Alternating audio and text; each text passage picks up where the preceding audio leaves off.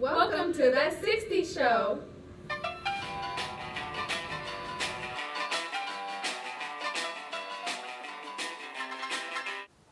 Betty Friedan had challenged the roles of the women and how they are accustomed to loving their families and the beautiful homes that the men portray them to have and the children that they're supposed to raise. But here in this new society, on the second round of feminism, we want to encourage women to get out of their homes into the workforce to gain equality for the rights that they do have. What do you think? I think that we should go ahead and enroll Mrs. What's her name? Marilyn Monroe's tape.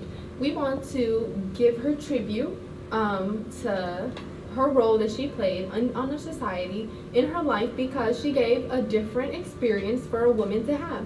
Let's play the clip.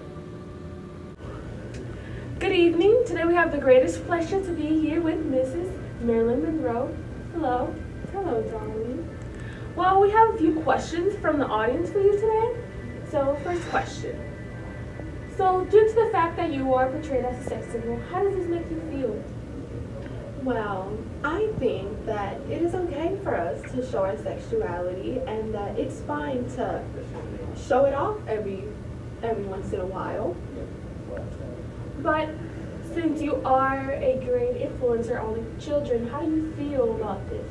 I think that I can be an influence to let them know that they can be themselves and it's okay to go against the standards that women have. Okay, so last question. Due to the fact that we've seen you around with Mr. John F. Kennedy, President John F. Kennedy, can you tell us a little bit about that relationship? Well, let's just say that I have many friends and it is simply just that. Well, thank you. That's all for today. Thanks for having me.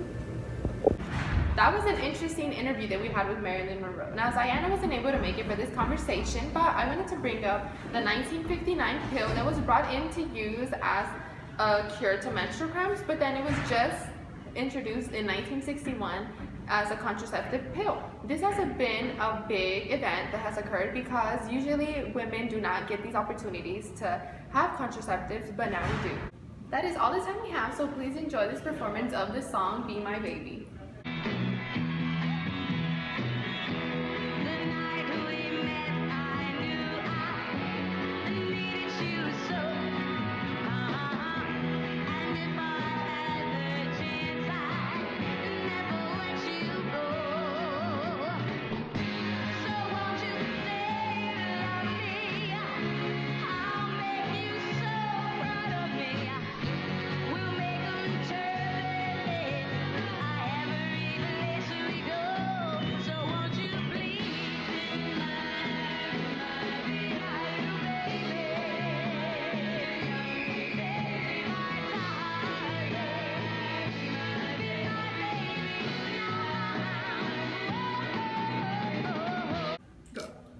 Welcome back to That 60s Show.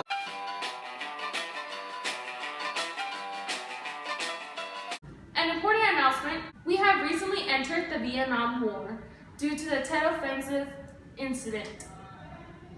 So today's episode is dedicated to the Civil Rights Movement. We found out that Lyndon B. Johnson signed the Civil Rights of 1964, but it was first proposed by John F. Kennedy.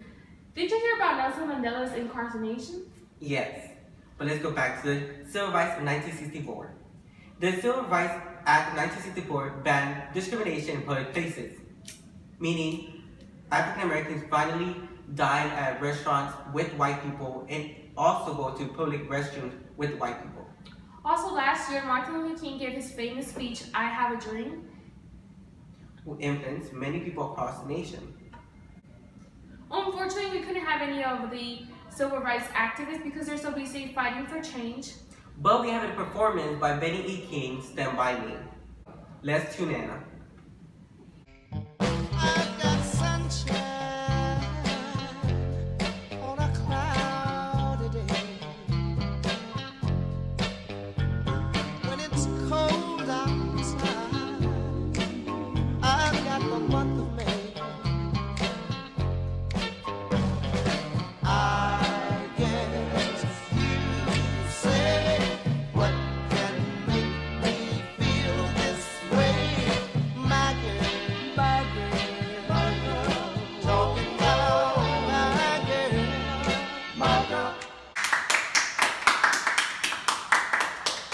amazing performance. That was such a great performance. But before we end this episode, we would like to acknowledge that today marks a year from John F. Kennedy's death. We would like to give a moment of silence.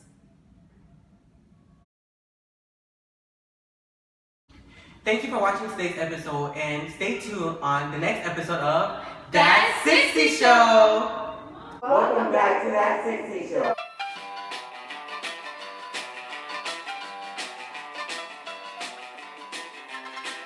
Today we'll give a recap of the century. To begin, 1961 was a great year, especially for the creators of the film Breakfast at Tiffany's. This film is about a young woman who lives in New York and is an expensive escort who's looking for an older man to marry. It has changed the views of many, and some say it is one of the best films of the century. Moving on to the year 1967, which was the first professional American football game known as the first Super Bowl. It was played by Green Bay Packers against the Kansas City Chiefs and won by Green Bay 35-10. In 1968, we lost one of the greatest civil rights activists, Martin Luther King, who was shot outside his balcony home. In the same year, a combined forces of the Viet Cong and the North Vietnamese Army attacked the U.S. armies in Vietnam and the South Vietnamese Army. This battle has extended the Vietnam War, and the public is extremely upset about it. The public would no longer support the Vietnam War. As you may know, Martin Luther King was also a huge supporter of not going to war at Vietnam. Following the chaotic year of 1968, in 1969, the United States was the first country to put a man on the moon. That man was Neil Armstrong. He was put on the moon and brought back safe to the Earth. This would have made John F. Kennedy very proud, as he said in 1961 that he wanted to accomplish this before the century was over. This event put the United States one step ahead of the Soviet Union in the space race. Besides being one step ahead of the Soviet Union, September 1969 marked the year that the Soviet Union lost one of their leaders, Ho Chi Minh. He was known for being very revolutionary in the aspect of helping grow economic success for workers in the fields. In that same year, President Nixon heard the calls of the public. He began training Vietnam soldiers in order to replace our American troops and bring them back home. To end on a good note, the Beatles, which was an English rock band, made headlines around the world by including some of the most famous and popular songs of that century and becoming revolutionary as a rock band and musicians. Now let's see a small performance of the Beatles. Yesterday, all my troubles seem so far away. Now it looks as though they're here to stay. Oh, I believe in yesterday. Suddenly, I'm not half the man I used to be. There's a shadow hanging over me. Oh, yesterday came suddenly. Why she had to go, I don't know. She wouldn't say. I said something wrong. Now I long for yesterday. Yesterday, love was such an easy game to play. Now I need a place to hide.